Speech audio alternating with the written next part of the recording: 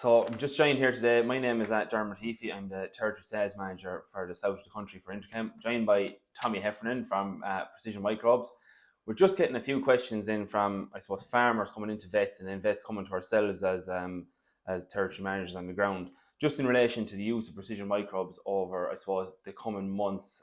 So I'm going to fly through a few of them with Tommy here today. So Tommy, you're welcome. Thanks, Dermot, and it's nice and handy. Look, these two cans of precision microbes just landed up in front of us. So look, I suppose, Tommy, at the moment, with the change in the weather, there's a bit of pneumonia out there. I suppose, where does precision microbes fit as a support tool in that kind of situation? Yeah, I don't want to make it oversimplify it, but the word tonic comes to mind almost for animals that are getting another infection. So we remember 70% immune systems in the gut. Okay, a lot of pneumonia around at the moment, can be lungworm infectious or maybe viral bacteria. So when animals are recovering, they're typically on antibiotics. Okay, they're typically their immune system's under pressure. You want to increase appetite. So it's actually we're getting really good feedback for the last 3 years on supportive care for sort of weanlings at this time of year that are on antibiotics, recovering from pneumonia, and also on precision microbes. So dose rates for your older calf is about 50 mils a day for 5 to 7 days. Probably knock the first one down the neck orally, and then it can be mixed through meal after that.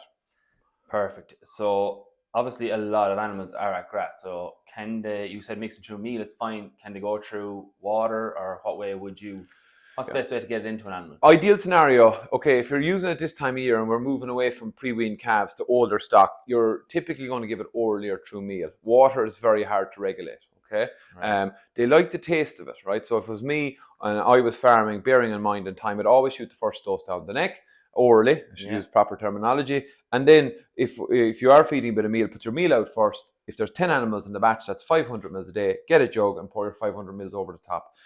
Cattle will love. They actually increases appetite. We see that with horses as well. Because it's a fermented product, it massively helps with appetite. Put the first one down the neck and then through meal. 5 to 7 days. It's a really good short-term approach to kind of supportive care along with whatever else the vet's doing. Perfect. And are we going with the same kind of dose rate then for anyone with beef animals? So suckler calves, suckler calves, weanlings, a lot of guys, depending on weight. So anywhere depending, okay, with probiotics, it's not maybe as prescriptive as you could say with an antibiotic. Generally, I'd say for your smaller dairy calves at the moment, 50, you can easily go up to 80 or 100 mils as well. Okay, the type of probiotic and postbiotics that are there, you're trying to repair and help gut health, so you can go up as far as 80 or 100 mils. So your typical weanlings come into the shed now being weaned, 80 mils a day might be the dose rate. For example, we've got feedback on everything. So a lot of suckler farmers, some friends of mine are vets and suckler farmers, they would have fed the product after weaning in meal because of what I've seen with calves. So there's a lot of applications for the product in young stock. Think about support, think about stress. 70% of the immune system's in the gut. When is the gut under stress? Disease, infection, and also weaning time. So it's an ideal product for those. So there's a lot of applications in vet practice. To be fair to vets as well, they've discovered a lot of this. A lot of vets have been telling me about different protocols they've seen with the product and the results that they've seen at scale. It's not just a couple of farms, so that's been very positive. Yeah. Now, autumn calving. We have a good few lads autumn calving at the minute. What are we saying for autumn calving dairy herds? So your newborn calf, the protocols exist, right? So there's two kind of main protocols. So there's 3 applications we look at now, okay? I think a lot of people would have seen the product as kind of for supportive care at higher doses for calves that are sick. 60 mils a day for 5 to 7 days, orally or through milk. We're moving away from that now as the product has been properly placed as a performance and health product.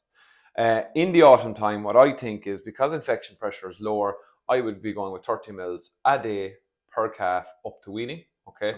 I would say that, but I think that's the positioning of it. You're looking at better performance, better immune function, reducing the risk of issues, and then top up with 30 mils a day if there's a risk of scour. But autumn calves, you're really supportive, preventive use of the product. And in relation then to just, I suppose, using the product in colostrum, using it from first feed, are we okay to do that, or would you wait for a couple of days? Or what are you kind of saying at the moment? Absolutely. As soon as you can get it in there, it's safe to use. Doesn't affect antibody absorption. We've done a lot of work with the colostrum. It was one of the early things we did around timing and the work that I did, trial work before we released the product. So the best time to use it is as soon as you can. Now, the problem is you put a drum in the calving shed, you put a drum in the calf shed, it can be a little bit of a bit of hassle because, you have different drums. So I would say try and get it in the first feed of milk. Try and give it to newborn calves. We would have tracked a couple of 100 farms this year with different protocols and would have been just following different things. And definitely the earlier it goes in, the better, I would say, from the feedback we're getting, practically. Perfect. In relation to storage of our drums, and we'll say over the coming few months it'll be getting colder, in relation to shaking the can, how important is it? And then finally with your we'll talk about in a minute about automatic feeders. Just obviously these cans, 20-litre cans, are standing. Yeah. So do they need to be shaken if they're automatic feeders? So it's good to have a little bit of a shake here and there, Dermot, right? So generally with your cans, you try and keep it. They're not too bad, but they're not too bad to settle, because typically when you're pouring them and using them all the time, that's enough. But shake well before uses in all cans. That's good practice. When you look at storage, there are live microorganisms in a dormant phase. So live microorganisms don't like freezing and don't like excessive heat. Okay, they're biologically, if you like, it's almost like they're little animals. Very, very simplistic description, but I kind of say that we don't want them frozen, and we don't want excessive heat beyond 45 degrees. There are vented caps on them. There's nitrogen in there, so when you do open it as well, you have about 2 months before the CFU count starts dropping. We've done all that sort of testing as well. Use them within 2 months. Yeah, typically it's not an issue. Okay, but if there is cans sitting there since last year, no, that's going to be we can't stand over that product. When you're using your automatic feeders and hooking up to automatic feeders, it's the 20-litre drum you're going to be using, because you've got better volume. If you typically think the dipstick is going to be right in there, the pump, or I don't know what the proper name is, going to be down, it agitates from the bottom, so it's not a problem. We would have done a lot of trial work on a couple of farms last year as well, just looking at that and observing that with a couple of vet practices. So it's no issue there.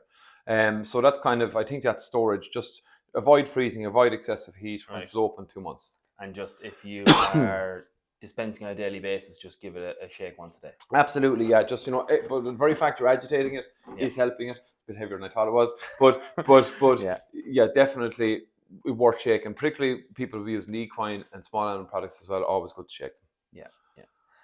Yeah. Just in relation then to problem farms. Now we'll touch on the results now in a minute, but in relation to lads using maybe halofuginins, paromycins, can it be used with them? This is for our vet guys basically that are asking the question. Can it be used in conjunction with it? Yeah. And what way would you? So there's loads of different ways of approaching crypto. The vet practice will adopt the different techniques and products that are there. So when it comes to the practical question that keeps coming up, I'm using halofuginone or I'm using paromycin. What's the protocol for our product? So our product is a gut health support product. Typically with halofuginone, what we're seeing and the protocols we put in place in the trials was 30 mils twice a day during halofuginone for the first 7 days, and then back to 30 mils a day. I would probably do the same protocol with paromycin. Again, that would be each individual vet you make that decision around, but they're typically the protocols. When you're on the 2 other products, we're trying to offset from a prevention point of view, the impacts on the gut.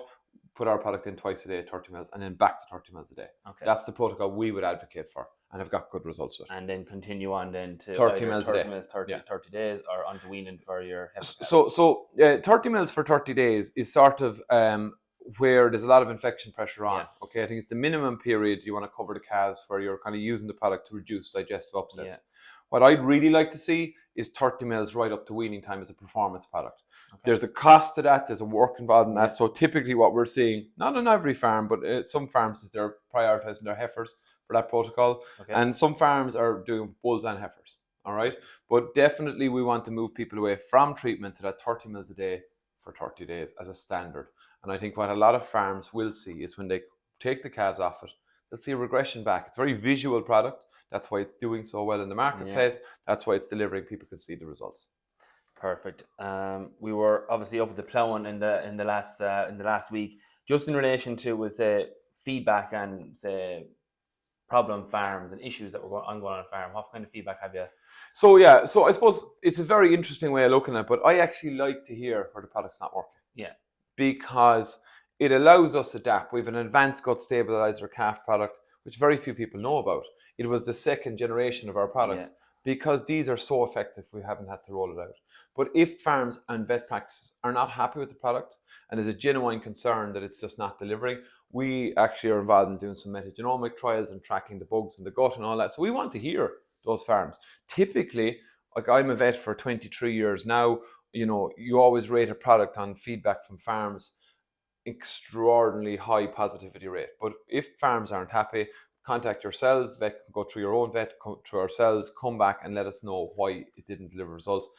I've been visiting a lot of those farms to try and see if there's any patterns there.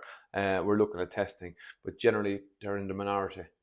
Generally, I suppose as well, we have to be realistic about these are just tools.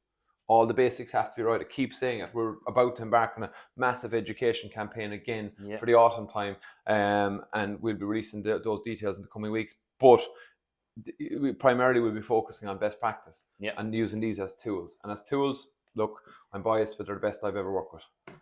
Tommy, we'll leave it there. If you've anything else to add before we finish up. Yeah, look, thank everybody for their support. It's been brilliant. Again, it's an Irish company.